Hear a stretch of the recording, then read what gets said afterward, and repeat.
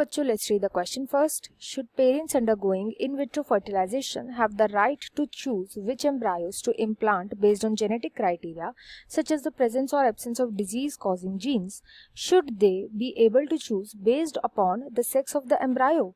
How could you distinguish acceptable from unacceptable criteria? Do you think such options should be legislated?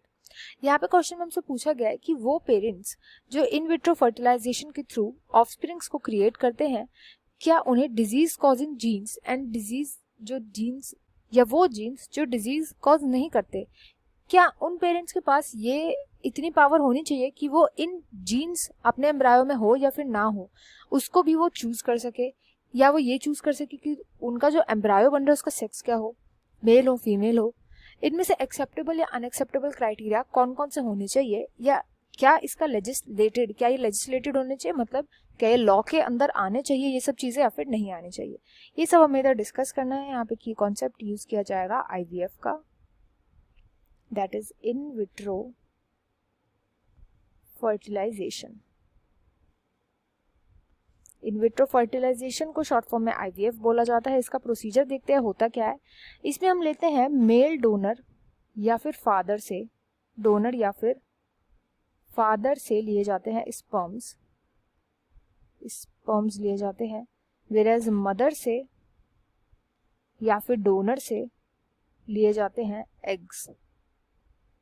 इन दोनों का fertilisation करवाया जाता है, under laboratory condition. Fertilization under laboratory condition में इनका fertilisation होता है। देन ज़ायगोट का फॉर्मेशन होता है एंड इस ज़ायगोट को इम्प्लांट कर दिया जाता है या तो फैलोपियन ट्यूब में यानी ओविडक्ट के अंदर, या तो इसको प्लांट कर दिया जाता है, या अगर ये एम्ब्रायो ज़्यादा जो है स्टेजिस सेल का है तो इसको हम डायरेक्टली यूटरस पे भी इम्प्लांट कर सकते हैं। इस पूरे प्रोसीजर को बोला जाता है in vitro fertilization. In vitro fertilization में ये होता है कि वो पेरेंट्स जो कि एक ऑफस्प्रिंग्स खुद क्रिएट नहीं कर पा रहे हैं, उनको एक चांस दिया जाता है एक ऑफस्प्रिंग क्रिएट करने का।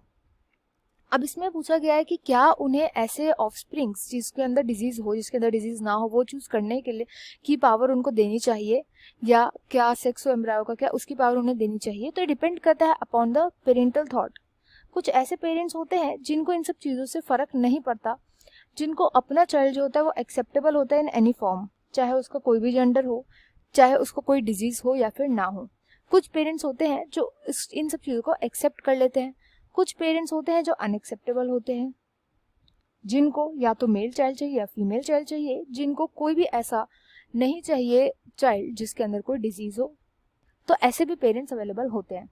अब इसमें से एक्सेप्टेबल क्राइटेरिया क्या होना चाहिए। एक्सेप्टेबल ये चीज़ तब होती है, एक्सेप्टेबल तो देखो जेंडर जो यहाँ पे जेंडर वाली बात होनी चाहिए वो अनएक्सेप्टेबल में आ जाएगा, और एक्सेप्टेबल में आ जाएगी कि जो डिजीज कॉजिंग एम्ब्रायोज है, डिजीज कॉजिंग कई सारी ऐसी कंट्रीज है जिसमें ऐसे डिजीजेस जो बहुत ही हार्मफुल होते हैं किसी भी ऑफस्प्रिंग के लिए, जैसे हीमोफीलिया हो गया। तो ऐसे डिजीज वाले एम्ब्रायोज जो होते हैं उनको टर्मिनेट करवाना या फिर उनको चूज ना करने की पेरेंट्स को दी जाती है लाइबिलिटी, कि पेरेंट्स जो है जो भी डिजीज कॉजिंग एम्ब्रायोज हैं उनको चूज ना करें। ये लाइबिलिटी पेरेंट्स को दी जाती है बिकॉज उस ऑफस्प्रिंग को वैसे भी बहुत ध्यान से रखना पड़ेगा और डिजीज के थ्रू उसके काफ़ी चांसेस है कि उसकी डेथ हो जाए।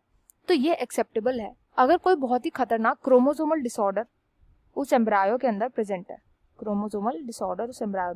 है, बट अदरवाइज ये लीगल नहीं होता। अनएक्सेप्टेबल क्या होता है, अनएक्सेप्टेबल होता है काफ़ी कंट्रीज में आईवीएफ सेक्स सिलेक्शन जो है वो अनएक्सेप्टेबल है, यानी कि आप सेक्स सिलेक्शन नहीं कर सकते, जैसे कि सिंगापुर हो गया, सिंगापुर के अंदर सेक्स सिलेक्शन नहीं कर सकते आईवीएफ का। अब आगे पूछा गया कि क्या ये सब चीज़ें लेजिस्लेटेड होनी चाहिए, लीगलाइज्ड होनी चाहिए। तो येस वी थिंक ये सब चीज़ों का लीगलाइजेशन होना चाहिए बिकॉज ऐसे कई सारे प्राइवेट फर्म्स हैं जो इन सब नॉर्म्स को, इन सब एथिक्स को जो है वायलेट करते हैं।